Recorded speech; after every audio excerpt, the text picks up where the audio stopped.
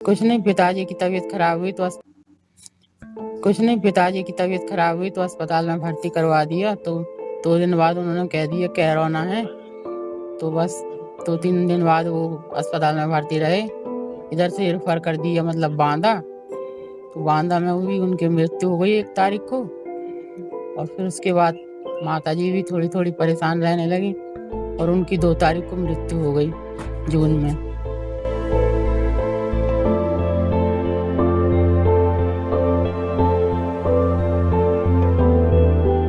दोनों की स्थिति ऐसी है कि ना तो नीचे से उठ के खड़े हो सकते हैं, ना अपने मन से बैठ सकते हैं, और घसीटते हुए चलते हैं, हाथ पैर से घसीटते हुए भी चलते हैं। जरा इस आवाज में छुपे दर्द को महसूस करने की कोशिश कीजिए। दिव्यांग भाई बहनों की ये कहानी आपको झकझोर कर रख देगी। दिव्यांग भाई बहन जिनके जीने का आसरा उनके माँ बाप थे। कोरोना काल में माँ बाप की मौत हुई तो दोनों पर दुखों का पहाड़ टूट पड़ा। दोनों के मन में सवाल उठने लगा कि आखिर जिंदगी की गाड़ी आगे बढ़ेगी तो कैसे बढ़ेगी। उम्मीद थी कि प्रशासन से मदद मिलेगी, क्योंकि सरकार तो दिव्यांगों के नाम पर कई योजनाएं चला रही है। लेकिन झटका तब लगा जब दिव्यांग भाई बहन को कोई भी सरकारी मदद नहीं मिली।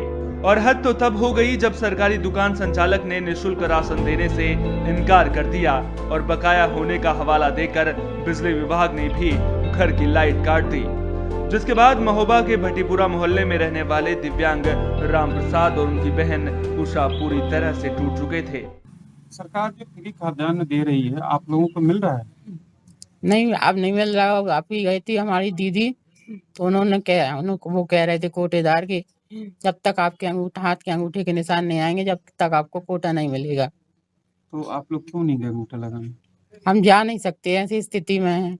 और अंगूठा हमारे काम नहीं करते हैं। ये हाथ के दोनों अंगूठे के निशान भी नहीं आते, ना मेरी बहन के। तो वो राशन भी नहीं दे रहे हैं। जिम्मेदारी खुद के कंधों पर आई तो दिव्यांग भाई बहन ने पड़ोसियों की मदद से घर में ही एक छोटी सी दुकान खोल डाली। लेकिन फिर भी जिंदगी आसान नहीं थी। लेकिन वो कहते हैं ना, जिसका कोई नहीं होता उसका खुदा होता है। शुक्र है भगवान का कि दिव्यांग भाई बहन की मदद के लिए ऊपर वाले ने उनकी बहन ज्ञानवती को भेज दिया, जिसने पिछले कई दिनों से भाई बहन की जिम्मेदारी अपने कंधों पर ले रखी है। दरअसल ज्ञानवती के पति ने उसे 15 साल पहले छोड़ दिया था और तभी से वो 3 बच्चों के साथ किराए के मकान में रहती है।